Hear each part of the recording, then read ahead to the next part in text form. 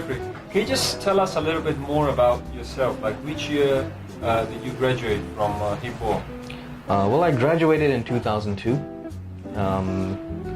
I think since then it's just been a journey of up and downs, and even till today I'm still learning so much. So, like one special thing about you is that, correct me if I'm wrong, Sure. You are one of the first registered social worker in Hong Kong. Is that true? First local ethnic minority social worker in Hong Kong. That's correct. So can you just tell us, being the first one obviously means you have gone through a lot of difficult, tough pathway. Definitely. Can you just share a little bit with us, like after leaving the school, what sort of difficulties you faced and how you overcome that challenge and become a successful social worker now in Hong Kong? I mean, I always tell people study hard. I always never took this advice when teachers or friends tell me study hard, study hard. And now I really wish I studied harder during my secondary school days because I didn't have to go through such a tough time. Going into social work school again, after so many years, after 2002 not studying, and then going back into 2011, I went back to school to study to be a social worker. It's tough. After work, you go back to school instead of going out with your friends and enjoying, and then going back to the school where, again, 90%, 95% of your classmates are Chinese. No more that comfort zone like in Delia where you had your own Pakistani, Indian, Nepalese brothers. No more. And it was really study, study, study. So I learned a lot, and of course, there's a lot of regrets. And that's why I still go now to schools and youngsters and tell them study while you can when you have the opportunity. Don't do it my way because I'm lucky. I had support. I had family and friends that supported me studying at such a late stage of my life. The success now is I become a social worker, but if there's a different way to do it, I'll definitely do it. So what is the thing that has actually made you strive for the advancement despite the adversity? Well, in life, being an ethnic minority in Hong Kong, we're always going to have a different path than the local counterparts. And I always see many of my friends just get stuck. After school, they just get stuck. And being stuck for forever until you just become a norm, it just becomes a norm. And I just decided one day, I can't be that norm. This is not my life. We're meant to do more.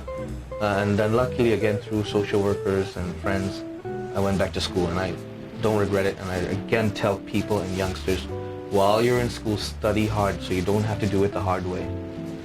So, because as I know, you play football very well. I would like to think that. Yeah. So, but why didn't you pursue your football career and become a social worker? Very good question. I wish I studied and I wish I had played professional football. I mean, football brings me so much joy, and I think that's one thing where I find there's no discrimination. There's no language, there's no requirements. But like in Hong Kong, you see what kind of world we're living in. It's a very economic, it's all about business and money. Sports, as much as I'd love to encourage all the kids to do it, I don't know where you have a pathway to make money. Unless you really have a chance to move abroad and do it, go for it. But till today I still use football as a different avenue. I use it as a social work tool to engage, to integrate people. But in terms of career, even if I had made it professional, I'd probably not be even making this much as what I'm making now. So again, I'd advise all the young kids, keep sports, keep arts, keep music as a passion, as something that you can escape into after work, after school. But in terms of career, if you really are, then look abroad.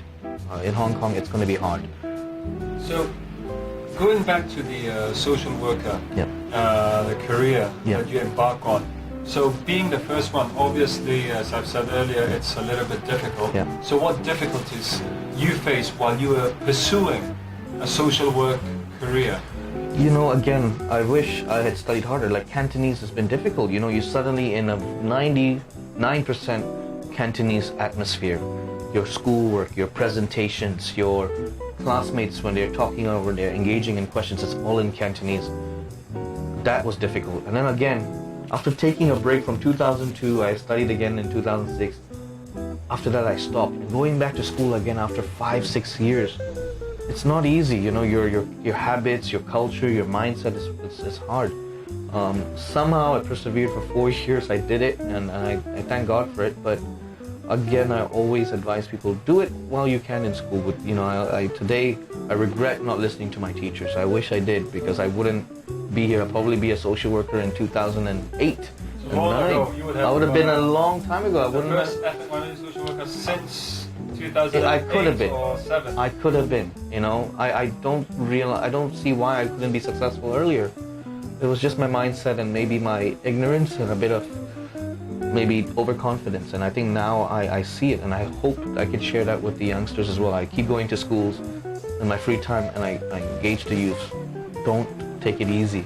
And also, I get to know that you recently got the Secretary for Home Affairs Commendation Award. Right, like yourself. Yes.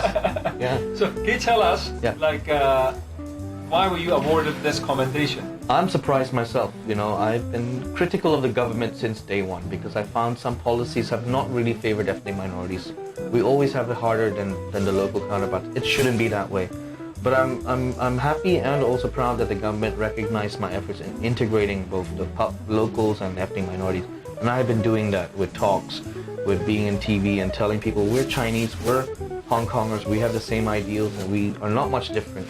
I think the government sees that, and I'm glad they've seen that, because by me getting that award, it also opens up a pathway for other social workers to say it's okay to criticize the government, but in a constructive way that helps the community, instead of just taking it for your own benefit or political or other agendas. And I think that's what we're doing. So before I go to the next question, sure. Let me congratulate you first. Thank you so much. I appreciate that. So keep on, and we hope to see the next award for you. Like yourself. Like yourself. Yeah. So now, one more thing. Since our students will be watching this video, sure. Is there, would you like to share some of your sweet moments or bitter moments in the school? Like something that you'd like to share with the class? I mean, to be honest, Delia is the only memory I have of good school days. It's the best, because you're with your fellow schoolmates with the same culture. It's fun. Of course, there are memories that I didn't really appreciate was segregation. How I realized we had Chinese section up there and non-Chinese section in the lower floors. For me, that was the norm, but it shouldn't be the norm. But in terms of everything else, I think we had amazing teachers. We had amazing classmates, and the school was trying its best to do the best it did for us. I didn't see it that way when I left school or when I was in school, but till today, I always tell people, don't forget your roots. And my roots, and with many of my fellow ethnic minorities, is Delia. That's our roots. That's where I was molded with my ideals. I still remember Mr. Hoy teaching me social studies, Mr. Wong teaching me maths. I will never forget those teachers, because they really instilled a lot of belief and ideals in me. Till today, I will use. So let us assure you that the problem that you mentioned, it has actually changed. That's what I heard, and I've seen. You should come and visit the school very soon. Mm-hmm. Now, just last thing, is there any quote or any word of wisdom that you would like to tell our young viewers? I always like a song from Chumbawamba, which is called. Can you sing that? I wish I could. No, I wish I could. But I mean, it's the song lyric says, "I'll get knocked down, but I get up again. You're never gonna keep me down." And I think that's really for all ethnic minorities. We just keep, sometimes, without even doing anything, they'll knock us down. They'll say, "You ethnic minorities are good for nothing." But then ethnic minorities are amazing. They pick themselves up and they go again. And I think that really represents us and many Delians. Till today, I'll remember the school song. And I think I love this thing about Delians. We'll see each other in the street. We'll give each other a nod. Now you have this alumni group, which is nice to see. And you see the teachers, who are still there from 2002. And I think that's the spirit of Delians. We get knocked down, but we get up. And we're back again, And this can actually, let me supplement to your quote. Sure. Strive for advancement despite adversity. Yeah. And actually that complements what you have said. I definitely think so. I think not just me, I might seem successful, but there are others as well who went to school, who may not have followed the way you are a teacher or they might be successful businessmen. Some may be a successful minibus driver. Still, that's credit to the school, credit to the education, and credit to whatever field they're doing, they're excelling in it. And I think, it shows. Yeah, and it shows what a great job we're doing. Well, anyway, thank you for your time. Thank you, appreciate it. All right. So if you like this video, so remember, don't forget to share this video with your friends, families, and your network. We will have a hashtag. Please follow it. Thank you.